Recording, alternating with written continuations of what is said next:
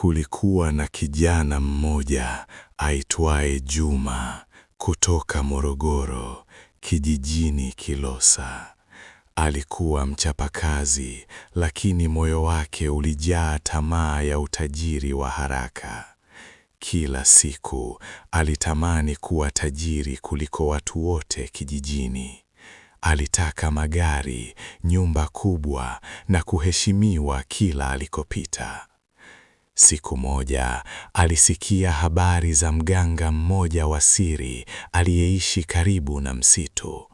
Walisema mtu akienda kwake anarudi tajiri ndani ya muda mfupi. Juma hakusita. Alifunga safari usiku kwenda kumtafuta. Alipofika, alikuta kibanda cha kutisha, kimezungukwa na mafuvu ya wanyama na moshi mzito. Ndani alikuwemo mzee mwenye macho mekundu. Mganga akamuuliza, "Unataka nini?" Juma akasema, "Nataka utajiri, nataka pesa nyingi." Mganga akacheka na kusema, "Utajiri upo, lakini una gharama. Kila usiku utatoa kafara ndoto zako, na siku ukioa mke wako atakuwa malipo ya mwisho." Juma alishtuka, lakini tamaa ilimzidi akili. Akakubali. Mganga akamkata kidole. Damu ikadondoka kwenye bakuli jeusi. Akampa hirizi na kumwambia asivunje masharti. Kuanzia siku hiyo, maisha ya Juma yakabadilika. Biashara zake zilianza kustawi ghafla. Ndani ya mwaka mmoja, akawa tajiri mkubwa Kilosa. Akanunua magari, mashamba, nyumba ya kifahari. Watu wakamshangaa na kusema, Juma amepata bahati kubwa. Lakini hakuna aliyejua siri yake. Usiku mambo yalikuwa tofauti. Kila alipolala, aliota ndoto za kutisha. Aliona shimo la giza, watu waliokufa wakimuita, mikono ya baridi ikimvuta chini. Alikuwa akiamka akipiga kelele, lakini mchana alijifariji kwa mali zake. Baadaye Juma alimuoa msichana mzuri aitwaye Neema. Alikuwa mpole na mwenye heshima. Harusi yao ilikuwa kubwa sana kijijini. Lakini baada ya ndoa, Neema alianza kuota ndoto za kutisha. Aliona wanawake wa ajabu wakimzunguka, wakisema, "Umefika kulipa deni." Neema alianza kuzoofika kila siku. Mwili ukakonda. Madaktari hawakuona ugonjwa wote. Alipomweleza Juma, Juma alimwambia ni ndoto tu, lakini moyoni alijua deni limeanza kudaiwa. Usiku mmoja wa mvua kubwa, Neema aliamka akipiga kelele, "Wananivuta!" Juma alishtuka na kuona mwili wa mke wake ukiburuzwa kitandani na nguvu isiyoonekana. Alimshika miguu kwa nguvu, lakini sauti nzito ikasikika chumbani, "Muda wa malipo umefika." Taa zikazimika. Asubuhi ilipofika, Neema alikuwa ametoweka. Hakukuwa na mlango uliovunjwa wala dirisha lililofunguliwa. Kulikuwa na shuka lenye damu kidogo tu. Juma alichanganyikiwa. Alikimbia kwenda kwa mganga wa msituni. Lakini alipofika, kibanda hakikuwepo tena. Eneo lote lilikuwa tupu, isipokuwa mti mkubwa uliokauka. Akasikia sauti ikisema, "Tulikuambia, kila utajiri una gharama." Kuanzia siku hiyo, mali zote za Juma zilianza kuangamia. Magari yakapata ajali, biashara zikafungwa, mashamba yakakauka, watu wakamkimbia. Usiku aliendelea kumuona Neema katika ndoto akiwa amesimama mlangoni akisema, "Kwa nini ulinitoa?"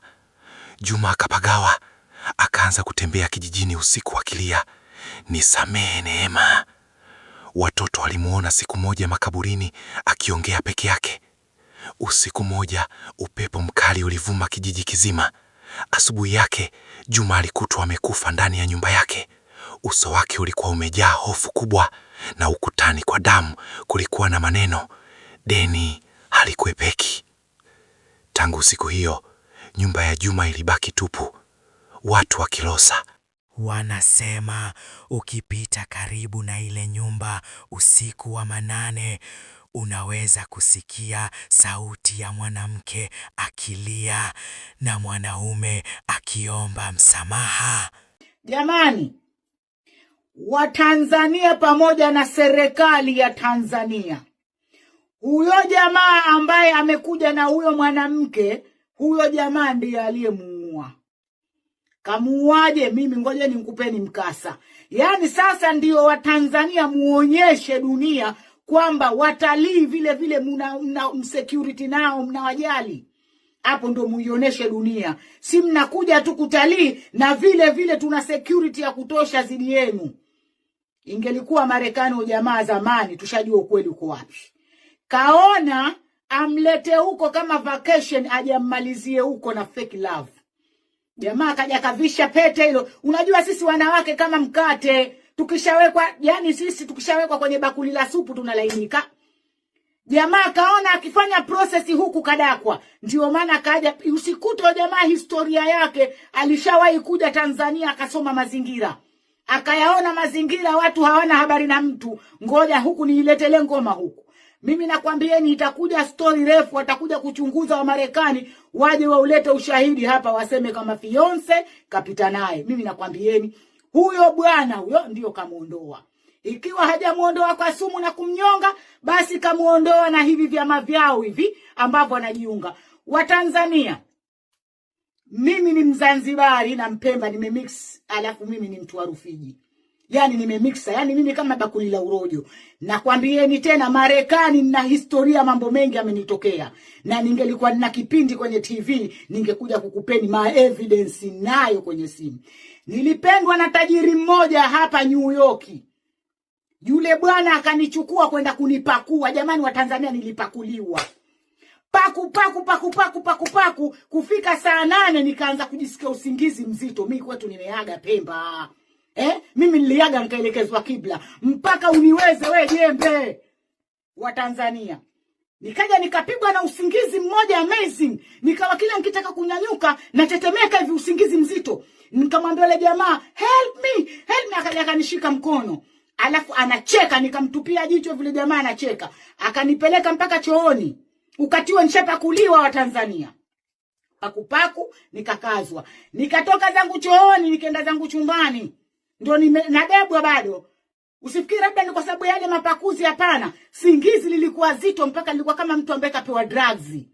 Nikaenda chumbani na lala ile, pale nikaja nikajikuta niko dunia nyingine tofauti. Yani nikapoteza ile network. Mara kiasi dogo nikasikia sauti ya mzazi wangu ananiambia, Sharifa amka.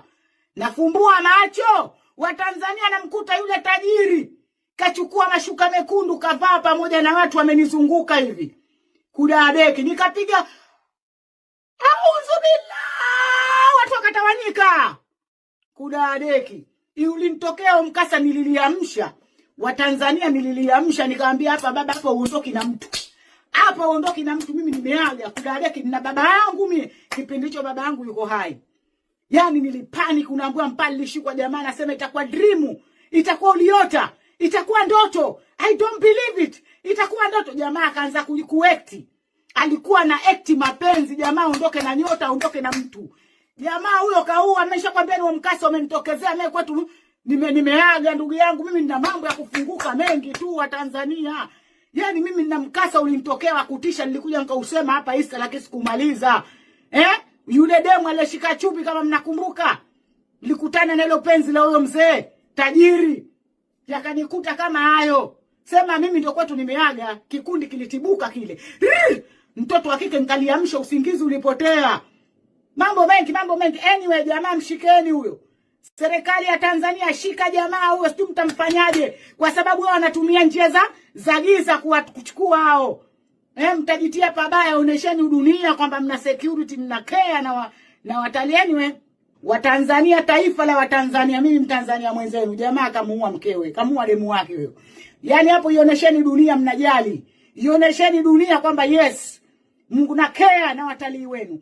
Jamaa huyo mimi mkasa umenitokea, ilibaki sifuri. Mje musikie Sharifa alikufa hafla. Hajulikani kilichomuua. Kumbe jamaa alikuwa ananitoa kudadeki. Jamaa lina hela chafu. Lina bonge moja la hoteli kwao huko kajenga. Bonge yani nilikuwa nijisifu hapa, nimepata tajiri la maana. Kumbe nimepata jamaa yuko kwenye chama. Yani hapo ndo ninakuja kushtuka, nakuta nazana. Story refu. By the way, mwili nadhani mmeuona, mwili hautengenezwi kwa tofali.